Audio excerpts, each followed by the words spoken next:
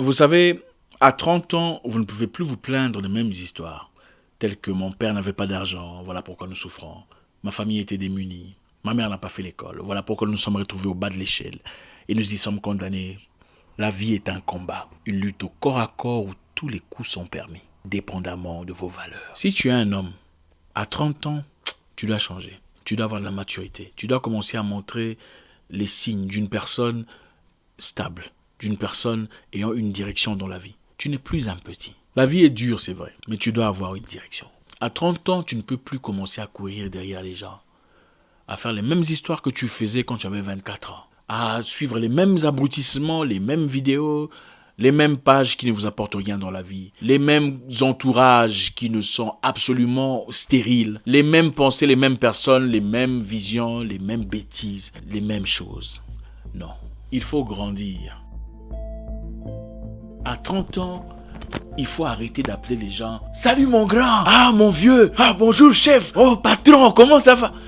Il faut arrêter ça, dégradant. Je pourrais comprendre que vous ayez des grands, des gens qui vous ont vu dans votre enfance, des gens qui vous ont vu grandir, qui ont été peut-être amis à vos grands frères ou vos grandes sœurs. C'est très bien, la politesse est une bonne forme de reconnaissance et d'humanisme. Mais ne faites pas de « Salut mon grand »,« Bonjour mon vieux »,« Bonjour mon chef »,« Mon patron » une culture.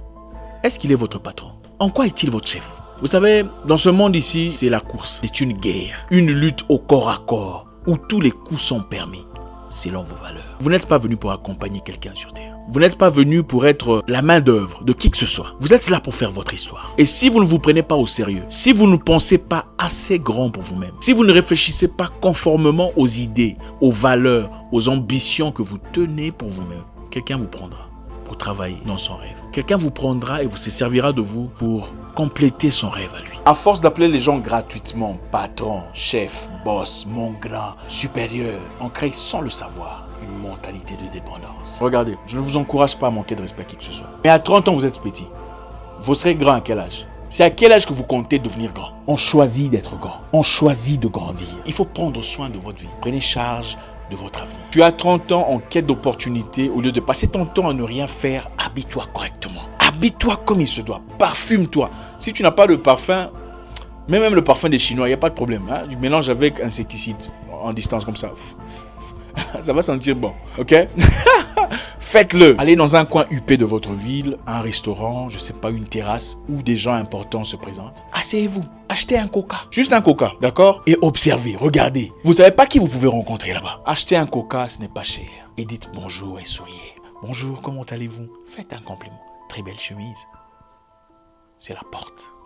Ah, merci. Présentez-vous. Je m'appelle Patrick. Il vous répondra certainement. Moi, c'est Roland. Quand vous dites votre nom à quelqu'un, on a naturellement tendance à dire son nom. Dites, il fait très beau aujourd'hui. Vous venez souvent ici? C'est comme ça qu'on commence une conversation dans le respect. Et à la fin, donnez votre carte de visite. Oui, faites faire une carte de visite. Je ne sais pas ce que vous allez écrire là-dessus. Vous allez trouver. Mais faites une carte de visite. Regardez, vous n'êtes pas parti derrière cette personne disant bonjour chef, bonjour boss, je cherche une opportunité. Vous êtes parti en disant bonjour, belle chemise.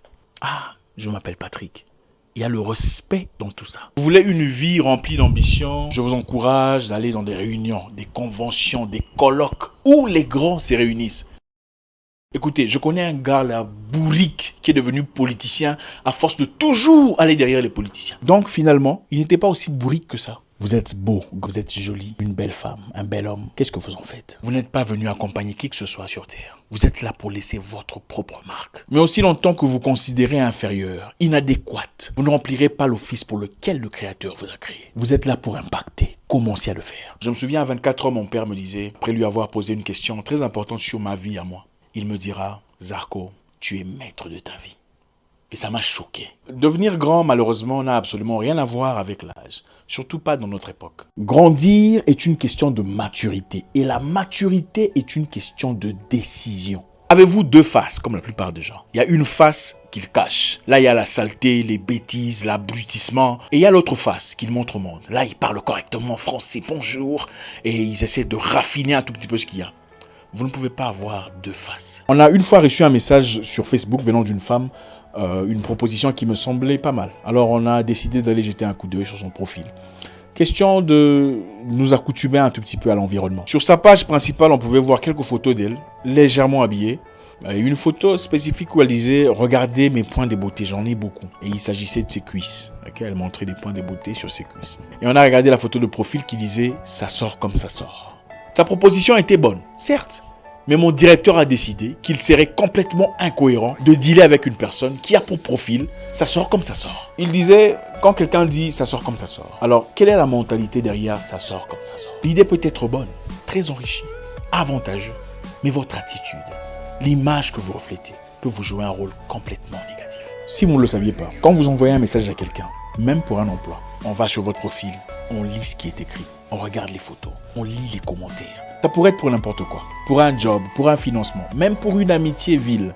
Les gens vont sur votre profil, lisent le commentaire, regardent comment vous répondez. Quelles sont les choses que vous sortez de votre bouche pour essayer d'établir un tout petit peu le rapport entre vous. Est-ce que vous êtes vraiment? Faites attention à ce que vous partagez. Cela peut vous causer préjudice comme jamais dans votre vie. On choisit de grandir et d'arrêter de blâmer Dieu pour sa situation de vie.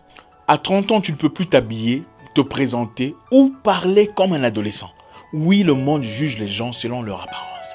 C'est la triste réalité dans laquelle nous vivons. Et votre apparence joue un rôle très important sur les opportunités qui se présentent ou pas. Un ami à moi est devenu vendeur de yachts comme dans la blague. Il est une fois parti en Côte d'Azur, bien habillé, bien parfumé, dans une réunion de vendeurs de yachts. Il s'est bien exprimé, il a fait ses recherches sur Internet. Et après, quelqu'un l'a dit, écoute, monsieur, j'ai 2 yachts que je souhaiterais vendre. Si tu es intéressé, tu peux les vendre. Et c'est à partir de là qu'il a commencé à côtoyer les gars, les millionnaires, les milliardaires, les vendeurs de yachts.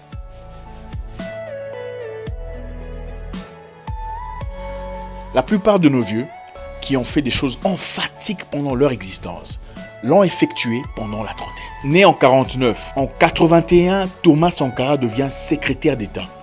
Donc il avait 32 ans. Et à 33 ans, il devient président de la République.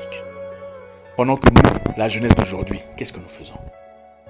On cherche grand, vieux, patron, chef, boss, aide-moi avec ceci. Oh chef, aide-moi avec cela. Il faut arrêter ça. Il est temps de se révolter. Il est temps de se lever et de prendre charge de sa vie. Vous êtes maître de votre vie. Ce n'est plus le moment de rester croupir dans un coin, larmoyant sur son sort, pleurnichant sur sa situation, pendant qu'on passe toutes ces journées sur Facebook, commentant des pages stupides, partageant des vidéos abrutissantes dans un environnement complètement stérile. Je répète, nous vivons dans un monde de compétition.